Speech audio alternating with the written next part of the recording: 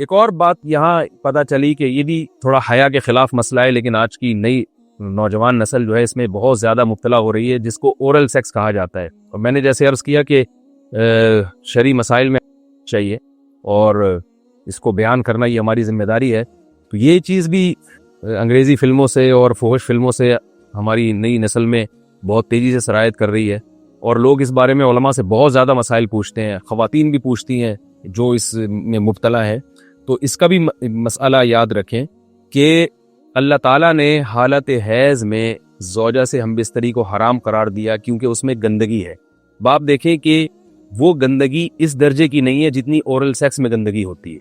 اگر اس میں ڈسچارج ہو جائے بندہ، انسان جو ہم بستری کرنے والا ہے زوجہ سے، وہ منہ میں ڈسچارج ہو جائے، تو آپ سوچیں کہ اللہ تعالیٰ شرمگاہ کو گندگی سے بچا رہے ہیں، جس کی وجہ سے حیض کی حالت میں ہم بستری کو حرام قرار دیا. تو منہ جس سے انسان کھانا کھاتا ہے، جس سے کلمہ پڑھتا ہے، اور جو انسان کے جسم میں سب سے اشرف عضو ہے، سب سے زیادہ معزز اور مکرم عضو ہے، اس میں ایسی گندگی کو ڈالنا کہاں سے جائز ہو سکتا ہے، کہاں سے حلال ہو سکتا ہے؟ تو آج بعض متجدد قسم کے لوگ جو ہے نا اس کو حلال قرار دے رہے ہیں، تو یہ بالکل غلط ہے.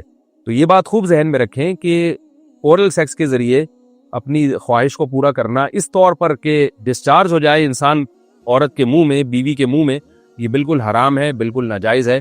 کیونکہ منی ایک غلیظ اور ناپاک اور گندگی ہے اور ناپاک اور نجس چیز ہے.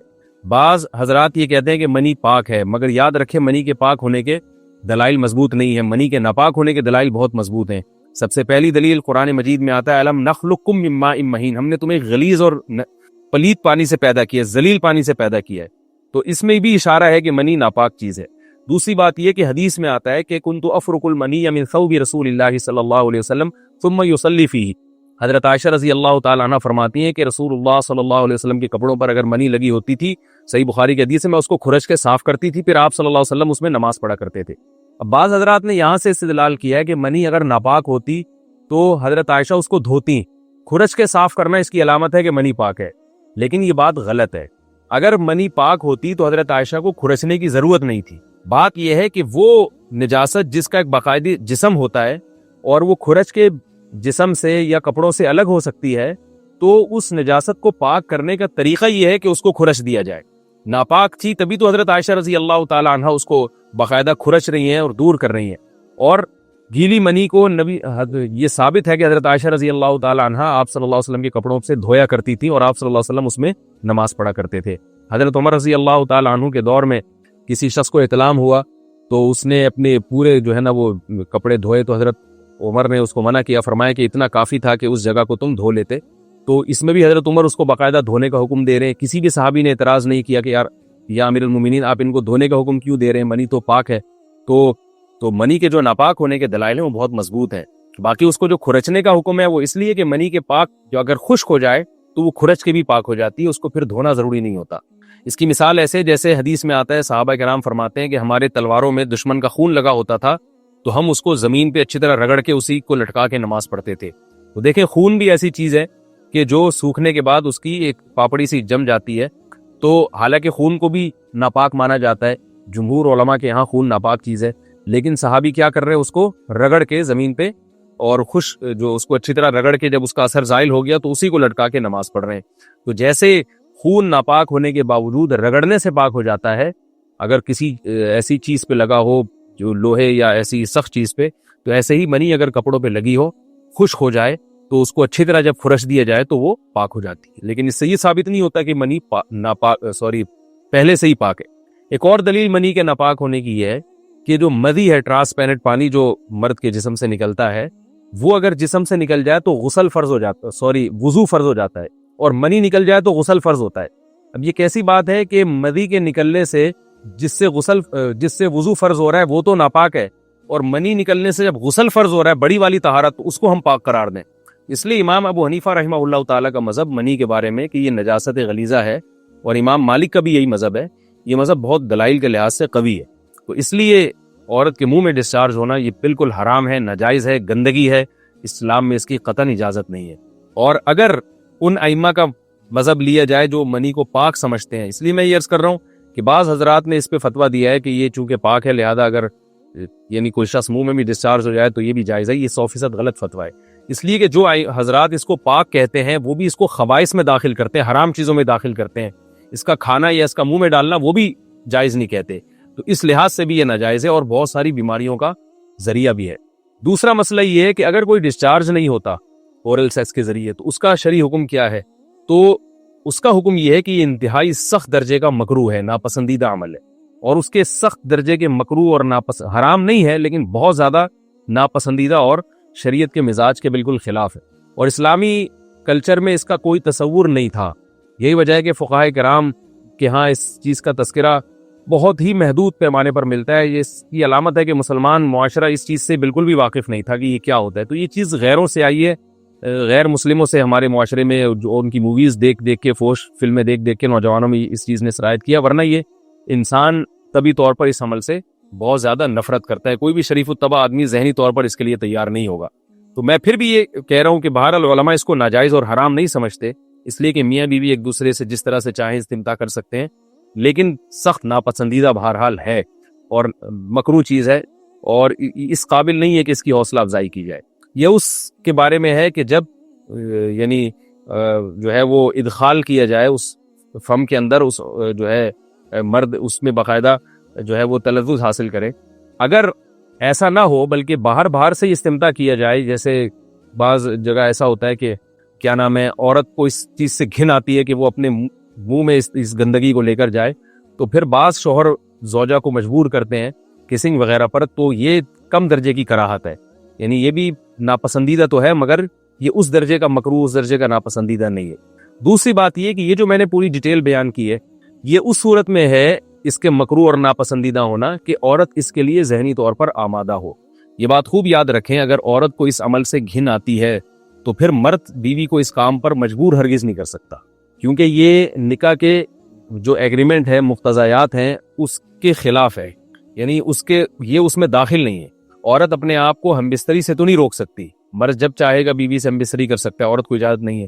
لیکن خاص اس عمل سے عورت مرد کو روک سکتی ہے اگر وہ ذہنی طور پر اس کے لیے آمادہ نہیں ہے. یہ تو میں نے اورل سیکس سے متعلق کچھ فقہی حکام بیان کیے ہیں.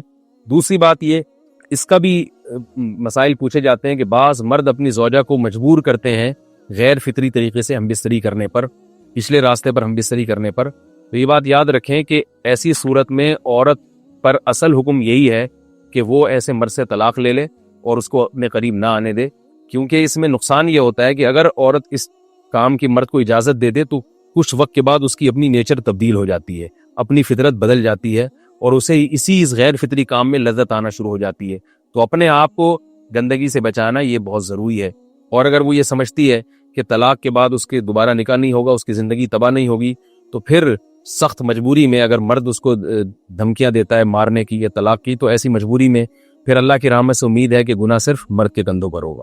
ایک اور علمی نقطے کی بات ہمیں یہ پتہ چلتی ہے اس آیت میں کہ نساؤکم حرث لکم. اللہ تعالیٰ نے نکاح کا بنیادی مقصد حرث بتایا ہے، یعنی نسل بڑھانا. یہ جو فیملی پلاننگ والے آج جس دعوت کو لے کے چل رہے ہیں کہ بچے دو ہی اچھے، یہ جو پوری دنیا میں ایک تحریک چل رہی ہے، یہ قرآن و سنت کے 100% خلاف ہے. قرآن کے واضح نصوص اور احادیث تو اس بارے میں بہت ہی تفصیل سے ہیں. میری جو کتاب ہے ایک سے زائد شادیوں کی ضرورت کیوں، اس میں تقریباً 50 صفحے میں نے صرف اسی پر لکھے ہیں کہ اسلام نسل بڑھانے پر بہت زیادہ حریص ہے. اسلام چاہتا ہے کہ مسلمانوں کی نسل بڑھے، اور اس پر جو لوگوں کے اعتراض ہوتے ہیں کہ رزق کی تنگی ہوگی، تربیت نہیں ہو سکے گی، اس تحریر میں ان تمام باتوں کے جوابات ہیں. تو وہ تحریر پڑھی جا سکتی ہے. چونکہ یہاں اس تفسیر میں اتنا زیادہ وقت نہیں ہے کہ میں اس 50 صفحوں کی تحریر کا خلاصہ آپ کے سامنے بیان کروں، اس خلاصے میں بھی اچھا خاصا وقت لگ جائے گا. تو یہ جو باتیں کی جاتی ہیں کہ رزق کم پڑ جائے گا اور جو ہے وہ لوگ بھوکے مرنا شروع ہو جائیں گے اگر نسل بڑھے گی، یا بعض دفعہ یہ کہا جاتا ہے بچوں کی صحیح طرح سے تربیت نہیں ہو سکے گی، یہ سب غلط باتیں ہیں. یہ اس کو کہتے ہیں نقطہ بعد الوقوع، کہ ایک کام الٹا پہلے ہم نے کر لیا ہے، اب اس غلط کام کو صحیح کرنے کے لیے ہم بہانے تلاش کر رہے ہیں. تو یہ نسل مسلمانوں میں جو کم ہوئی ہے اس لیے نہیں ہوئی ہے کہ بچوں کی تربیت نہیں ہو رہی تھی، بلکہ یہ میڈیا کے ذریعے جو پروپیگنڈا ہوا ہے، اس پروپیگنڈے سے متاثر ہو کر 2 بچوں والی پالیسی پر لوگ آ رہے ہیں. اب جب آ رہے ہیں تو اس کے پھر جو ہے نا وہ اس کو صحیح کرنے کے، اپنے غلط کام کو صحیح کرنے کے لیے بہانے تلاش کیے جا رہے ہیں کہ بھئی تربیت نہیں ہو سکتی ہے، اس آمدن میں ہم گزارا نہیں کر سکتے. تو یہ سارے دلائل کا جواب آپ کو میری انشاءاللہ اس تحریر میں ملے گا. بہرحال ہم چونکہ مسلمان ہیں، قرآن کو مانتے ہیں، سارے دلائل ایک طرف اور قرآن و سنت ایک طرف. جب اللہ تعالیٰ نے ہمیں بتا دیا کہ نساؤکم حرث لکم، عورت کا بنیادی مقصد دیگر جیسے بہت سارے مقاصد ہیں، ان میں بہت بڑا مقصد کیا ہے کہ وہ نسل بڑھانے کا ذریعہ بنتی ہے. تو اس سے ہم بستری بھی اسی نیت سے ہونی چاہیے کہ تمہارے ہاں اولاد پیدا ہو، نہ یہ کہ اس نیت سے ہو کہ اولاد کو تم روکو. یہ دنیا کی محبت ہوتی کیا ہے؟ کل میرے سامنے میں لاہور میں جن کے یہاں ٹھہرا ہوا تھا نا، انہوں نے اپنا واقعہ بتایا کہ بہت غربت میں ان کا ٹائم گزرا ہوگا. انہوں نے بتایا کہ میری زوجہ نے اس شدید ترین غربت میں میرا بڑا ساتھ دیا، گھر میں کھانے کو روٹی نہیں. آج وہ بہت بڑے تاجر بن چکے ہیں. مجھے بڑا اچھا لگا یار، کوئی بیوی اتنا ساتھ دے رہی ہے غربت میں. کہہ رہے ہیں ایسا بھی ہوتا تھا کہ صرف روٹی ہے، اس کے ساتھ گھر میں سالن بھی نہیں ہے. تو یہاں تک نوبت آئی، کچھ بھی نہیں ہے، لیکن گھر والی نے کیا دیا. ایسا نہیں ہو کہ جیسے آج بعض خواتین جو بیان نہیں سن رہی، فوراً بھائی شوہر غریب ہو گیا تو خلا لے کے نکل لو پتلی گلی سے. اسی میں بچے بھی دھڑا دھڑ پیدا ہو رہے ہیں، اسی غربت میں بچے بھی کیا ہو رہے ہیں.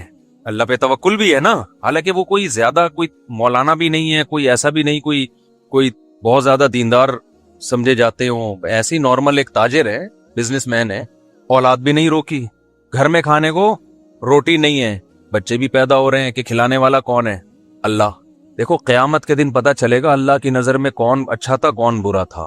گیٹ اپ تو بھائی سارے بڑے اچھے بنا کے گھوم رہے ہوتے ہیں، حاجی پاجی تو سارے بن جاتے ہیں. حضرت حکیم الامہ مولانا شرف علی تھانوی رحمہ اللہ تعالی فرمایا کرتے تھے کہ اسلاف میں نا، جو اسلاف تھے ہمارے تابعین، صحابہ، تبع تابعین، ان کے ہاں ظاہری عمل سے زیادہ دل کے عمل کی ویلیو تھی کہ اندر سے بندہ کیسا ہے، اندر سے ٹھیک ہے یا نہیں ہے. اور ہم لوگ جو فوکس کرتے ہیں وہ ظاہر کو زیادہ فوکس کرتے ہیں، اندر کو فوکس نہیں کرتے. ہر چیز میں ایسا ہی ہو رہا ہے.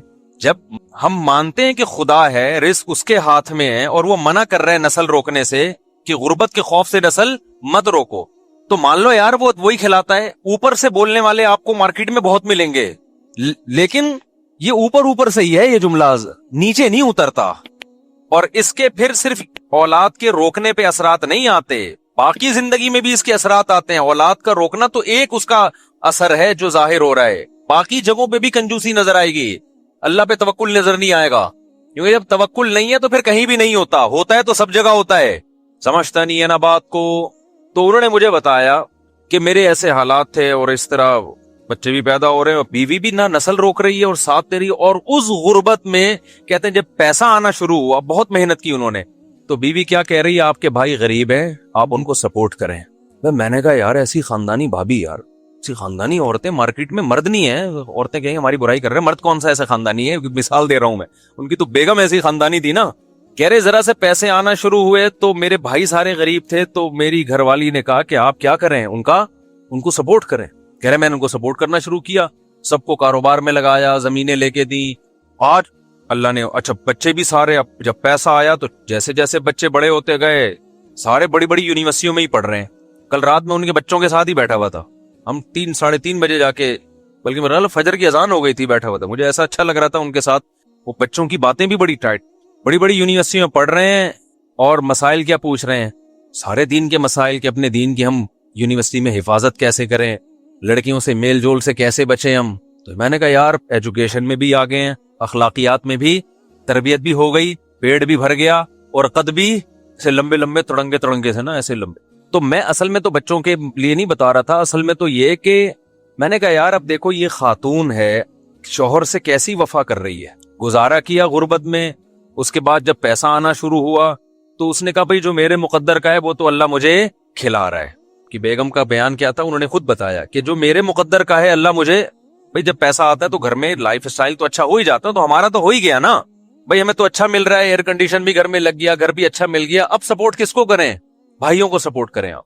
تو یہ کیا ہے، دل کیا ہے، دل میں حب دنیا بولو نا نہیں ہے، دل میں دنیا کی محبت نہیں ہے. دل میں دنیا کی محبت ہوتی نا پہلے تو ان سے اولاد ہی پیدا نہیں ہونی تھی، کیونکہ یہ ہوس ہوتی ہے نا کہ سارا بچانا ہے ہم نے، مخلوق پہ خرچی کرنا. اور پھر جب یہ انسان اپنی اولاد نہیں پیدا کرتا کہ کھلانا پڑے گا، تو وہ شوہر کو مشورہ دے کہ دوسروں کی اولادوں پہ کھلاؤ. پھر انہوں نے بتایا کہ بہنوں کے ساتھ بھی تعاون اور وغیرہ وغیرہ، خاندان کے ساتھ بھی. اور مرد کا دل جب بیوی اس طرح کی باتیں کرے نا اتنا بڑا ہو جاتا ہے، وہ کہتا ہے یار میں پوری جائیدادیں اس کے نام کر کے جاؤں گا میں. یعنی مرد کا دل اتنا اللہ نے بڑا رکھا ہے. اگر آدمی کا بچہ ہو پجامہ نہ ہو، پجامے تو پھر مارکیٹ میں بہت گھوم رہے ہیں نا، انسان کا بچہ ہونا تو وہ اتنا بڑا دل ہو جاتا ہے جب بیوی اس طرح کی باتیں کر رہی ہوتی ہے. तो आजकल तो एक दूसरे की दौलत पे नजर, शौहर बीबी के माल पे नजर रखता है, उसको पूछता रहता है तुम्हारे अब्बा की विरासत गई कहाँ। और भाई ये उसका हेडेक है यार, अगर उसको मिली भी है तो तुझे क्या दिलचस्पी है कि उसके पास बैंक में कितने पैसे हैं, उसको अब्बा की विरासत से क्या मिला, तेरा लेना देना नहीं है। तेरी जो जिम्मेदारी है वो तो तूने पूरी करनी है ना। भाई बेगम करोड़पति हो या अरबपति हो या गरीब हो, आपके जिम्मे जो नान नफका है, शरीयत कहती है उस नान नफके की क्वालिटी और क्वांटिटी पे इससे कोई फर्क नहीं पड़ेगा। ये अल्लाह ने औरत को हक दिया है कि उसका सारी जिम्मेदारी किस पर है, शौहर पर है, चाहे वो पैसा ठीक ठाक हो उसके पास।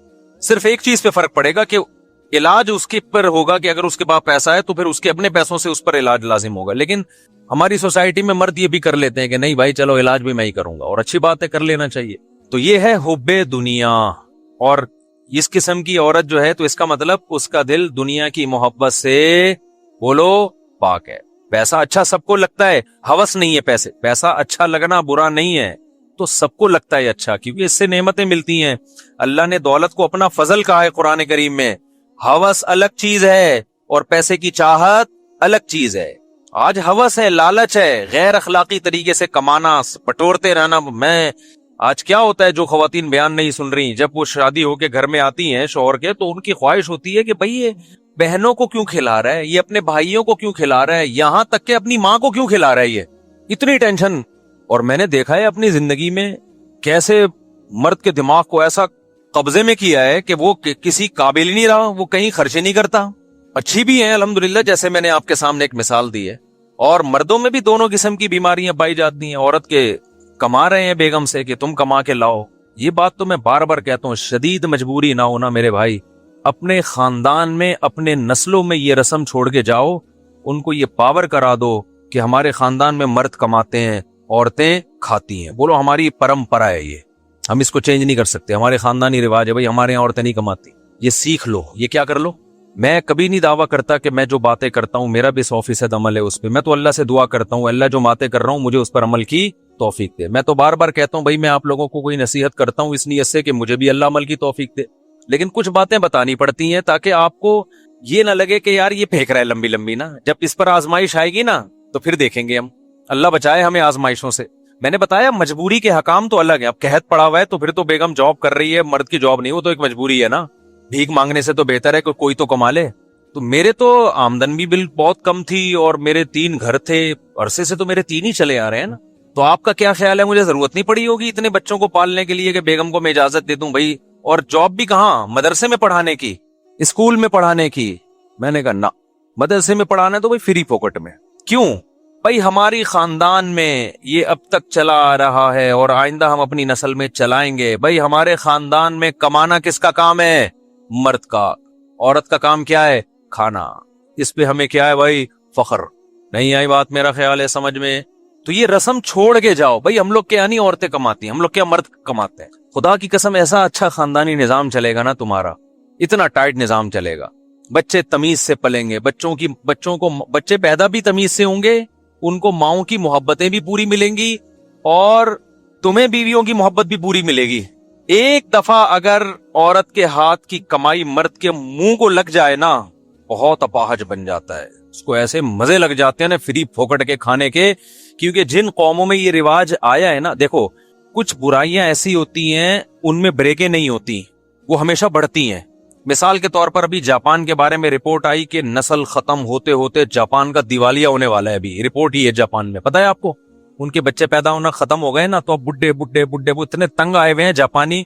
स्वीडन का सदर तो एक दफा तकरीर में रो पड़ा था कि हमारे यहाँ बुड्ढे बुड्ढे हो रहे हैं। वो तो कोरोना ने कुछ फजल किया, बहुत सारे बूढ़ों को शार्ट कर दिया, वरना तो वो पागल हो गए थे कि भाई कोई कमा तो रहा नहीं है, सारे खा ही रहे हैं बैठ के। तो वो बाहर से लोगों को बुलाते हैं, लेकिन उनकी अपनी कौमें खत्म हो रही हैं। ऐसा क्यों हुआ? जब उन्होंने फैमिली प्लानिंग को शुरू किया तो उनके जहन में ये नहीं था कि ये यहां जाके बंद होगा। उनका ख्याल था अभी हम 2, फिर हम कहेंगे अब 3 कर दो, और फिर दोबारा 2 पे आ जाओ, यही था ना।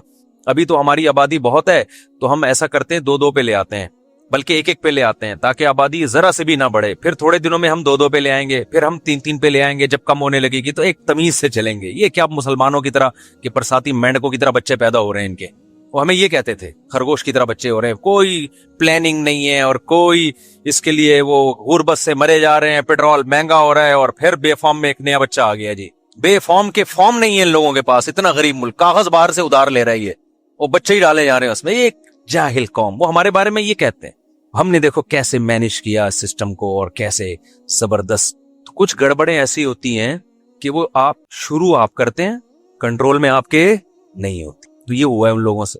اب ناروے ایک بچہ پیدا کرنے پر 24 لاکھ روپے دے رہے پاکستانی. یہ 24 لاکھ پچھلے سال کی رپورٹ ہے جب کرنسی کی, اب تو وہ شاید 30-35 لاکھ بن چکی ہوں. آپ ناروے کی نیشنلٹی لو اور کوئی کام نہ کرو وہاں جا کے, صرف یہی کرو, ملتے رہیں گے آپ کو. وہ کہہ رہے ہیں ہماری قوم بڑھے, نیشنلٹی نہیں ہے پھر نہیں دیں گے. وہ کہیں گے جب ہماری قوم کا بندہ بن گیا تو پھر ہوگا. تو یہ کیوں ہو رہا ہے وہاں پہ نسلیں؟ اور 50-60 سال کے بعد آپ دیکھو گے جاپان میں پشتو چل رہی ہوگی انشاءاللہ. آپ دیکھو گے پشتو ہوگی, کیونکہ ہمارے جو پشتون تاجر ہیں پشاور سے اور افغانستان بہت جا رہے ہیں وہاں پہ. چپلی کباب دبا کے کھلا ہوا ہوگا, میڈ ان جاپان چپلی کباب ہے. حقیقت بتا رہا ہوں آپ کو, آپ مذاق نہ سمجھو. لیکن آپ کو اس لیے ابھی یقین نہیں آ رہا کہ 50 سال بعد ہم زندہ ہی نہیں ہوں گے. اگلی نسلیں اگر یہ ہمارا بیان سنیں گی تو وہ کہیں گی تو جاپان تو ہے پٹھانوں کا ملک, تو مفتی صاحب یہ باتیں کیسی کر کے گئے ہیں. تو 50 سال کے بعد 60-70 سال کے بعد ماحول چینج ہو چکا ہوگا نا, تو کہیں گے اس میں ہنسنے کی کیا بات ہے یار. یہ اتنا مفتی صاحب اس بات کو بیان کر کے اچھمبے, یہ جاپان تو ہے ہی, جاپان خان اس نے بنایا تھا یہ.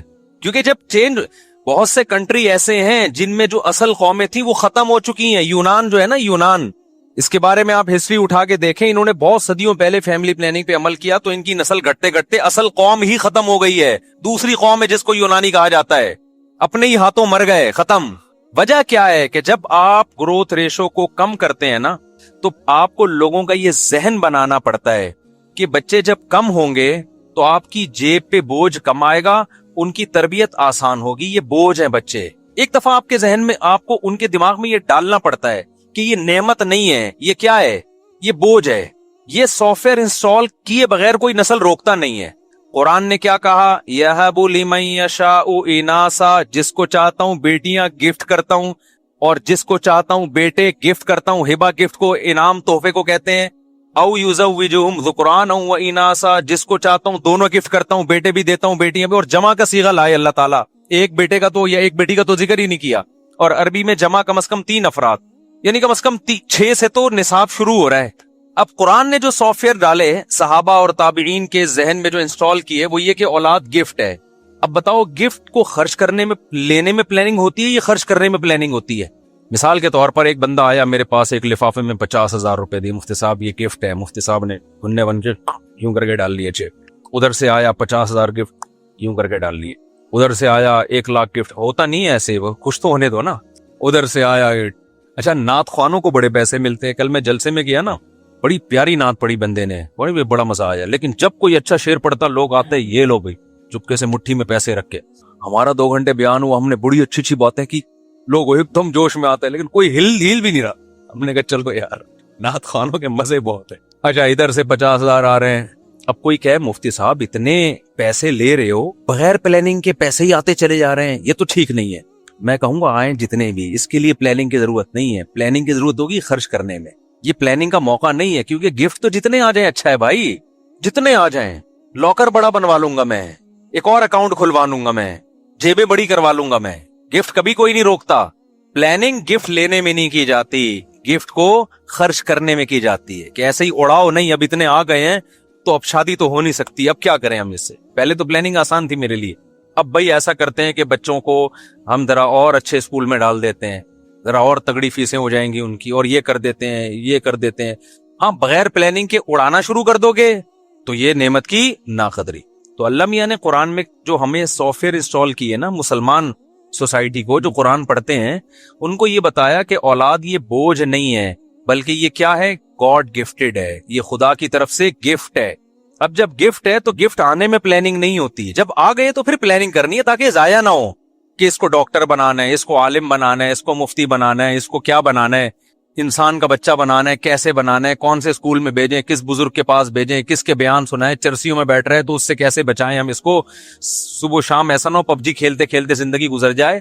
تو پلاننگ, اس اولاد کا کیا استعمال ہے, اس میں پلاننگ ہوگی. ہمارے یہاں فیملی پلاننگ والوں نے الٹے کام شروع کر دیے, اولاد پیدا کرنے میں پلاننگ شروع کر دی کہ پلاننگ سے پیدا ہوں گے, پہلے ایک ہوگا 25 سال کے بعد دوسرا, بعض دفعہ ہوتا ہی نہیں 25 سال کے بعد دوسرا, یہ آپ کے اختیار میں ہے ہی نہیں. اب اس الٹی پلاننگ کا جو نقصان ہو رہا ہے نا, बड़ा नुकसान मैं बार बार कहता हूं, लड़के और लड़कियों की ग्रोथ रेशो की ऐसी तैसी हो गई। अब जिसको सबको 2 बच्चे चाहिए, तो जिसको बेटा मिल गया वो तो नस्ल रोकेगा, जिसको नहीं मिला वो 5-5 6-6 बेटियां हो जाती है बेटे की लालच में, वो 6 बेटियों के बाद जाके नस्ल रोकेगा। बेटे 1 या 2 और बेटियां 6-6।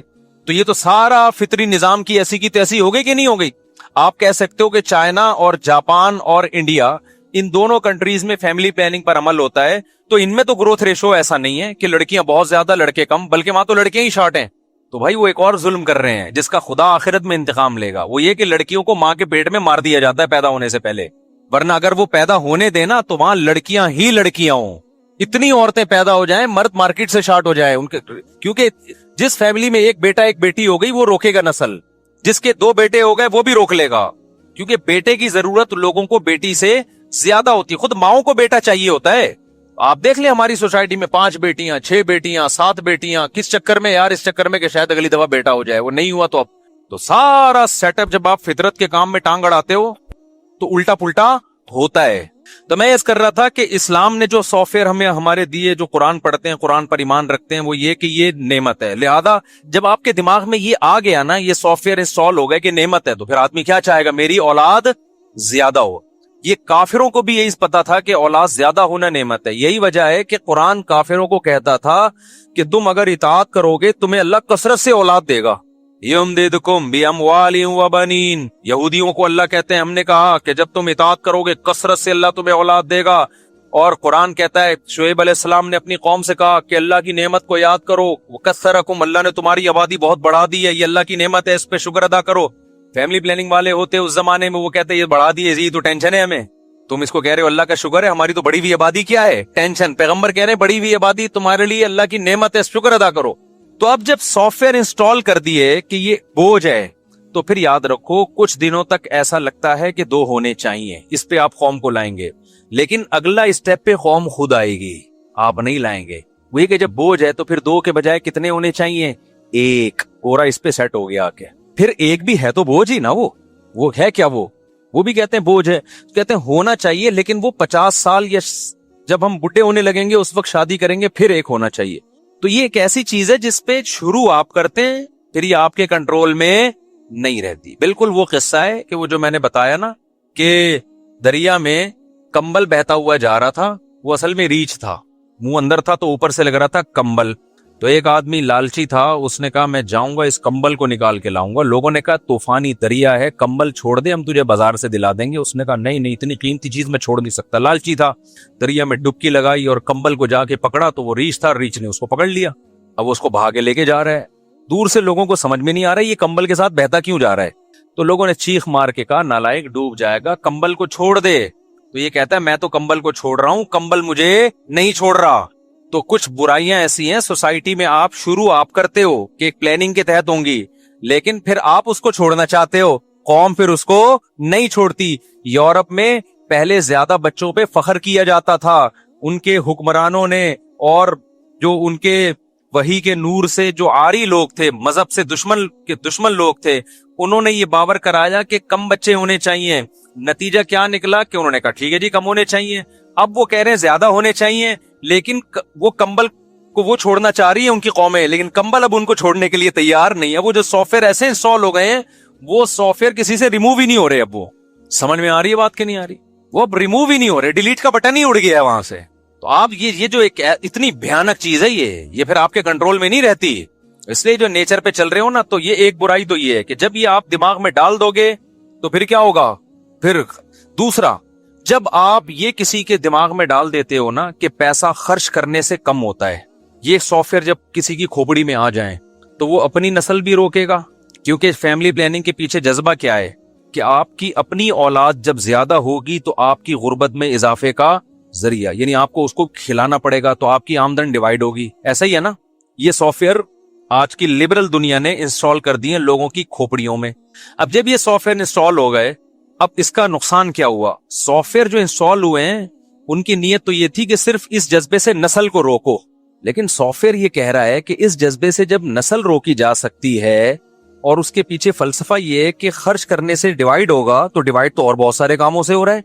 शादी करने से भी डिवाइड होता है, अगर कोई नौजवान 18 साल में शादी करता है तो जितना कमा रहा है वो डिवाइड होके कहाँ जाएगा? आधा बीवी के पास जाएगा। तो उन्होंने निकाह करना भी क्या कर दिया गोरों ने। हालांकि उनकी कौम, उनकी रियासतें ये नहीं चाहती थी कि ये जल्द शादी करना छोड़ दें। फैमिली सिस्टम को तो वो भी चाहते हैं प्रोमोट करना, लेकिन जब सिर्फ एक चीज को गलत हुई है ना, उस गलत के नतीजे में बहुत सारी चीजें गलत होना शुरू हो गई। तो उन्होंने शादी करना भी छोड़ दी। यार जब मेरा पैसा है तो फिर मेरा पैसा है, मैं क्यों बीवी को खिलाऊं भाई। फिर जब बेगम को नहीं खिलाना, अपने बच्चों को नहीं खिलाना, तो किसी बेवा से शादी करके उसके यतीम बच्चों को खिलाना, ये तो पागलपना और हमाकत। इस ऐसे आदमी के तो सींग होने चाहिए सर पे, हमाकत के, कि अपनी जो अपना ब्लड है उस पे खर्च करने से पैसे कम होते हैं, तो दूसरे के ब्लड पे खर्च करना तो और परले दर्जे की हमाकत है। अबे भाई खोपड़ी शरीफ में बातें आ रही हैं कि नहीं आ रही हैं? तो ये ऐसा उल्टा पुल्टा हुआ है ना कि अब इसकी ब्रेकें नहीं। अब ये लिबरल दुनिया क्या कर रही है, अब ये एक तो शादियां 40-40 साल में करते हैं, फिर उनको बीवी चाहिए कमाने वाली, क्योंकि इनके सॉफ्टवेयर अपडेट होते जा रहे हैं जमाने के हिसाब से और अपग्रेड होते जा रहे हैं। अपडेट नहीं बल्कि अपग्रेड होते जा रहे हैं इनके सॉफ्टवेयर। पहले ये था कि सिर्फ बच्चे ही 2 होने चाहिए, फिर ये था कि भाई बीवी भी नहीं होनी चाहिए, शादियां भी 1 होनी चाहिए, और फिर बीवी भी नहीं होनी चाहिए, फिर जब अगर हो भी तो फिर 50 साल में होनी चाहिए, और फिर किसी बेवा या यतीम बच्चे को पालना ये भी नहीं होना चाहिए। तो होते होते होते होते वही होगा जो हो रहा है दुनिया में, मैं मेरा माल। फिर माजूरों के लिए गवर्नमेंट पता है क्या करेगी? वही कुछ करेगी जो यूरोप में किया है। वहां सगा भाई अपने सगे माजूर भाई को नहीं पालता, गवर्नमेंट पालती है। आज आपका भाई माजूर है, कौन पालेगा? गवर्नमेंट पालेगी, आप पालोगे। ये आपकी खूबी है, ये यूरोप और अमेरिका में उन लोगों की खूबी नहीं है, वहां गवर्नमेंट पालती है। लोग गवर्नमेंट की बड़ी तारीफें करते हैं और सही करनी चाहिए कि कानून मजबूत है, माजूरों को हुकूमत पालती है। लेकिन आपको पता है ना कि जरूरत इजाद का नाम है, तो ये जरूरत थी उस सोसाइटी में जिसकी वजह से ये कानून इजाद हुआ है। क्योंकि वहां गोरा पालने के लिए, वो अपने बूढ़े बाप को पालने के लिए तैयार नहीं है। तुम जब पहले औलाद रोकी ना, फिर अप्पा भी रोको। अप्पा को तो रोक सकते नहीं क्योंकि अप्पा पहले पैदा होते हैं, बच्चा बाद में पैदा होता है। तो अप्पा को रोकने का ये है कि अप्पा पे खर्च ना करो, मेरा पैसा है तो मैं ना। तो गवर्नमेंट ने कहा यार ये तो रोडों पे बुढ़े बेचारे बूढ़े पड़े हुए होंगे यहाँ पे, तो उन्होंने बड़ा अच्छा निजाम बनाया, ओल्ड हाउस बनाया कि भाई ये बूढ़ों को हम जाके बड़ी तारीफें करते हैं। देखो गवर्नमेंट यहाँ बूढ़ों को कितना अच्छा खिलाती, कितनी केयरिंग हुकूमत है। एक हमारी हुकूमत है, मार दिया बुड्ढों को। हुकूमतों ने यकीनन मारा है, पब्लिक नहीं मारती। पब्लिक गरीब टमाटर बेचेगा, अपने बूढ़े बाप को गले से लगा के रखेगा घर में। ये जज्बा गोरे में बोलो ना नहीं है। करोड़पति होगा, अब बाप को एक सेब नहीं खिलाएगा। इल्ला माशाल्लाह चंद वाकयात तो हर जगह होते हैं, और ये मैं ऐसी बातें नहीं बता रहा, हवाई बातें। तो अब माजूरों पे खर्च गवर्नमेंट, लेकिन अल्लाह मियां ने दूसरे तरीके से उनसे इंतकाम लिया है कि टैक्स निकालो इनसे, ठीक है ना, ठीक ठाक तरीके से। या हमें ज़कात 2.5% देते हुए मौत आती, अल्लाह ने टैक्स का निजाम हम पर मुसल्लत कर दिया कि इनसे जबरदस्ती छीनो, जिसपे इनको सवाब भी 2 टके का नहीं मिलेगा, सवाब भी नहीं मिलेगा। जो ज़कात पे सवाब मिलता है, फ्री फोकट में माजूर भाई पे खर्च करने का सवाब मिलता है, फ्री फोकट में माँ बाप को खिलाने का सवाब मिलता है, टैक्स पे वो सवाब, मैं नहीं कहता कि गुनाह मिलता है टैक्स देने पे, सवाब भी हो सकता है मिलता हो, वो वाला नहीं मिलता जो अपनी मर्जी से। तो आप उसके बाप को भी देना है, ये आपके बाप को भी देना है। और उन मुल्कों में कम से कम टैक्स लेके खर्च इंसानों पर हो जाता है, हमारे यहाँ तो वो भी नहीं हो रहा। खोपड़ी शरीफ में बात आ रही है कि नहीं आ रही है? खोपड़ी है अल्हम्दुलिल्लाह, तो बात भी आ रही होगी। अच्छा खैर, तो अब देखो उन्होंने वो वाले सॉफ्टवेयर इंस्टॉल कर दिए ना उनमें, ये यहां से शुरू होना औलाद पे खर्च, तो फिर बीवी पे भी खर्च नहीं, फिर अब्बा पे भी खर्च नहीं, फिर माजूरों पे भी खर्च नहीं। इस्लाम ने इसके बिल्कुल अपोजिट सॉफ्टवेयर इंस्टॉल किए। इस्लाम ने क्या सॉफ्टवेयर इंस्टॉल किए? कहा कि तुम्हारे लिए पैगंबर की जिंदगी में बेहतरीन नमूना है। अल्लाह करे ये खोपड़ी में बातें बैठ जाए, खुदा ये दिल को दुरुस्त करने की बातें, और अल्लाह की कसम ये बातें दिल में बैठ गई ना, सबसे पहला इनाम पता है क्या मिलेगा? टेंशन फ्री जिंदगी, दिमाग ऐसा रिलैक्स होगा, मजे की जिंदगी अल्लाह देगा। जिसके दिल में दुनिया और दौलत की मोहब्बत होना, सबसे पहले अल्लाह उसे इंतकाम ये लेता है, उसका सुकून छीनता है अल्लाह। दिल बड़ा हो जाएगा, खर्च करने की आदत पड़ेगी, लाइफ को क्या करोगे? इंजॉय, ठीक है, इंजॉय करोगे लाइफ। ये पहला इनाम मिलता है जिसके दिल से दुनिया की मोहब्बत निकलती है। ऐसे अटके हुए हैं ना ईंटों में, दीवारों में, उफ क्या मुझे तो बहुत अजीब सा महसूस होता है यार। तो क्या हुआ कि जी वो इस्लाम ने इसके बरस क्या बताया? हमारे पैगंबर सल्लल्लाहु अलैहि वसल्लम से ज्यादा अल्लाह ने किसी को मिस्कीन पैदा ही नहीं किया, ताकि मिसाल वो सामने आए जो बिल्कुल अपोजिट, ताकि कोई इश्काल न कर सके असल में इनके पास तो पैसे हैं। 40 दिन घर में चूल्हा नहीं जल रहा, और बीवियां कितनी रखी हुई हैं? 9 एट अ टाइम। समझ में नहीं आ रही बात? यहां शर्मिंदा हो जाते हो आप लोग। खैर आगे चलो, एक बेवा से निकाह करने हजरत उम्मे सलेमा से, جن کی عمر بھی زیادہ ہے اور 2 بچے بھی ہیں. ان کو نکاح کا پیغام بھیجا. انہوں نے کہا یا رسول اللہ میری عمر زیادہ اور میرے ساتھ تو 2 بچے بھی ہیں, میں ان کو چھوڑ کے کیسے آ سکتی ہوں؟ آپ نے فرمایا کہ میری عمر تم سے بھی زیادہ ہے, کوئی بات نہیں, تمہاری عمر زیادہ ہے تو میری تم سے بھی زیادہ, اور جو 2 بچے تو چھوڑ کے آنے کی ضرورت نہیں ہے, وہ بچے بھی اللہ و الی الرسول, اللہ رسول کی طرف میری کسٹڈی میں پلیں گے. آج کے لبرل طبقہ اس وقت ہوتا, اگر آج کے جو کیلکولیٹر لے کے بیٹھے ہوتے ہیں نا, پلاننگ کیوں بھائی پلاننگ, کیا کسی پلاننگ کے لحاظ سے یہ کچھ تک بنتا ہوا نظر آ رہا ہے کہ آپ کے پاس خود تو ہے نہیں اور آپ دوسروں کے بچوں کی کفالت کر کے ان کو کہاں سے کھلاؤ گے بھائی؟ نہیں آئی بات, کوئی تک بنتا ہے, لاجک بنتی ہے اس کی, کوئی بظاہر کوئی لاجک نہیں بنتی, لیکن سافٹ ویئر انسٹال کیے جا رہے ہیں. ہم تو اپڈیٹ کر رہے ہیں سافٹ ویئر, انسٹال تو پیغمبر کر کے گئے ہیں, کیونکہ انسٹال کرنا مشکل ہوتا ہے, اپڈیٹ کرنا ایک بٹن پہ ہو جاتا ہے. اب اپڈیٹ کرنا بہت مشکل ہو رہا ہے, سوچو انسٹال کرنا کتنا مشکل ہوگا, لیکن صحابہ کے ہاں 2 منٹ میں انسٹال ہو گئے تھے سافٹ ویئر, کیونکہ ان کا ایمان مضبوط تھا, ان کو سمجھ میں آ گیا تھا کہ بھئی جو پیغمبر کہہ رہے ہیں وہ بالکل ٹھیک کہہ رہے ہیں, لہٰذا صحابہ نے بھی یہی روش اختیار کی ہے. پھر تو بیوہ سے نکاح کر کے اپنی ذمہ داری بھی بڑھا رہے ہیں اور کہہ رہے ہیں 2 بچے بھی لے آؤ. سوال پیدا ہوتا ہے بھائی اس کی تو کوئی لاجک ہی نہیں ہے. بھائی لاجک یہ ہے کہ رزق پہلے آتا ہے, ماں کی چھاتیوں میں دودھ پہلے آتا ہے یا بچہ پہلے آتا ہے؟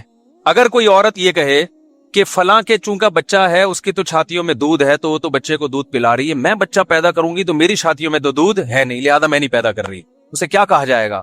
وہ بھائی پیدا کر تو صحیح, اللہ مخلوق کو پہلے بھیجتے ہیں, رزق کا انتظام تو پہلے سے ہوتا ہے, سافٹ ویئر تو پہلے سے انسٹال کیے ہوئے ہیں, لیکن اس کا اظہار جب بچہ ہوگا تو ہوگا, اس سے پہلے نہیں ہوگا. تو آپ کی لائبلٹیز جب بڑھیں گی نا, ذمہ داریاں بڑھیں گی, تو رزق کے دروازے کھلیں گے. آپ کہہ سکتے ہو پھر ہمارے پیغمبر پہ رزق کے دروازے کیوں نہیں کھل گئے 9 شادیوں کے بعد؟ یہ سوال پیدا ہوتا ہے نا. دیکھو رزق کے دروازے کھلنے کا مطلب کیا ہے, ہر ایک کو نا اس کے حساب سے رزق کے دروازے کھلتے ہیں. رزق کے دروازے کھلتے ہیں, کسی پہ دولت کے انبار لگ جاتے ہیں, کسی نے اپنے لیے جب غربت کو اختیار کیا, ہمارے پیغمبر نے تو غربت کو اختیار کیا ہے نا, کیونکہ آپ پہ رزق کے دروازے کھل جاتے ہیں نا تو بہت ساری اس میں مصلحتیں فوت ہو جاتی ہیں. اللہ نے کہا ضرورتیں پوری ہوں گی, استغنا دے دوں گا میں, دل میں یہ غربت کا خیال نہیں آئے گا. ہمارے نبی کے گھر میں کھانے کو نہیں تھا, لیکن آپ کے دل میں استغنا بے پناہ تھا, تو اسی میں صبر کی توفیق دے دینا, یہ بھی رزق کے دروازے کھلنا ہے.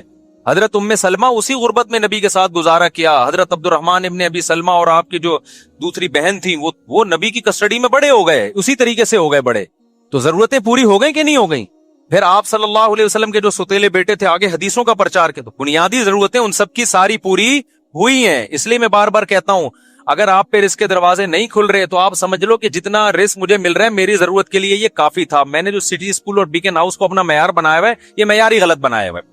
مسافر کو جتنی چیزیں دنیا میں بیسک چاہیے ہوتی ہیں وہ اللہ دے دیتا ہے. تو پیغمبر کے ساتھ تو اللہ کا معاملہ یہ تھا کہ ہمارے نبی کی تو غربت اختیاری تھی, آپ تو چاہتے ہی نہیں تھے کہ میری غربت دور ہو. اس میں بہت ساری حکمتیں تھی, وہ میں بیان کر چکا ہوں. تو اس لیے ہمارے نبی کے پاس تو پیسہ صبح آیا بھی تو شام ہونے سے پہلے صدقہ کر دیا, سارا صدقہ. لیکن پھر بھی اللہ نے کھلایا پلایا کہ نہیں, آپ کی ازواج کو بھی کھلایا. اور پھر ازواج کا بھی یہی حال تھا. نبی کے دنیا سے جانے کے بعد حضرت عمر کیا کرتے تھے, مال غنیمت جب آتا تو امہات المومنین کا راشن 1 سال کا ان کے گھر پہنچا دیتے. تو اس میں کیا ہوتا, وہ یہ نہیں کہتی اب اللہ نے چونکہ رزق کے دروازے کھول دی, ہماری غربت پہ اللہ نے اب ہمیں نوازا ہے, ہم نے توکل کیا تو اب ایسا ہے کہ اب ہم کھائیں گے. نہ انہوں نے کیا کرتی تھی کہ ان کی ٹریننگ ہی ایسی تھی نا, وہ صبح سے بانٹنا شروع کرتی, اور حضرت زینب کا تو یہ تھا کہ شام تک خالی, اور باقیوں کا بھی 1 آدھ ہفتے کے اندر سارا کیا خالی. حضرت عمر غضبناک ہوتے, صحابہ غضبناک ہوتے, بھئی ہماری مائیں ہیں, ہماری ذمہ داری ہے, تو یہ سارا ہی صدقہ کر دیتی ہیں. عبداللہ بن زبیر ہیں حضرت عائشہ کے بھانجے, انہوں نے تو قسم اٹھا لی کہ میں اللہ کی قسم اپنی یہ جو خالہ ہیں عائشہ, ان کے ہاتھ روکوں گا میں, کیوں خرچ کر دیتی ہیں. حضرت عائشہ کو اتنا غصہ آیا, انہوں نے کہا تو مجھے صدقے سے روک رہا ہے اور قسم اٹھا رہا ہے, اللہ کی قسم میں تجھ سے زندگی میں کبھی بات نہیں کروں گی. دونوں کی قسموں کا ٹکراؤ ہو رہا ہے. ٹکراؤ کس بات پہ ہو رہا ہے؟ وہ کہہ رہے آپ کو خالہ ہو میری, آپ ماں بھی ہو, امت کی مائیں ہیں, تو آپ اتنا صدقہ کر رہی ہو, تو میں جو ہوں آپ کو, کیونکہ ترس آ رہا ہے نا بھائی, کوئی اتنا صدقہ کر رہا ہو, کل قحط پڑے گا, بھوک پیاس سے حالت خراب ہوگی, تو جس میں محبت ہوتی ہے اس کو تو ترس آئے گا نا. تو ان کو ترس آ رہا تھا کہ بھائی یہ اتنا صدقہ کر رہی ہیں. عبداللہ بن زبیر نے قسم اٹھا لی, اللہ کی قسم میں ان کے ہاتھ روکوں گا. انہوں نے کہا تو کون ہوتا ہے میرا ہاتھ روکنے والا, بھائی یہ تم کون ہوتے ہو, تو مجھے روک رہے ہو, میں اللہ کی قسم زندگی میں تم سے بات نہیں کروں. اب وہ دونوں کی قسمیں کیا چل رہی ہیں. اب وہ حضرت عائشہ کے بھانجے تھے, ان کو خیال ہوا کہ بھئی یہ اگر ناراض چلی گئیں تو میرا کیا بنے گا آخرت. تو وہ قسم بھول کے ان کو منانے میں لگ گئے, اتنا منایا کہ پھر حضرت عائشہ نے قسم توڑ کے کفارہ ادا کیا. پھر کفارہ بھی کیسا ادا کیا ہے؟ ہمارا تو کفارہ ہے نا 10 غریبوں کو 2 ٹائم کا کھانا. حضرت عائشہ نے کہا نہیں, پھر باندیوں پہ باندیاں خرید کے آزاد کرتی, موت تک باندیاں خریدتی آزاد کرتی.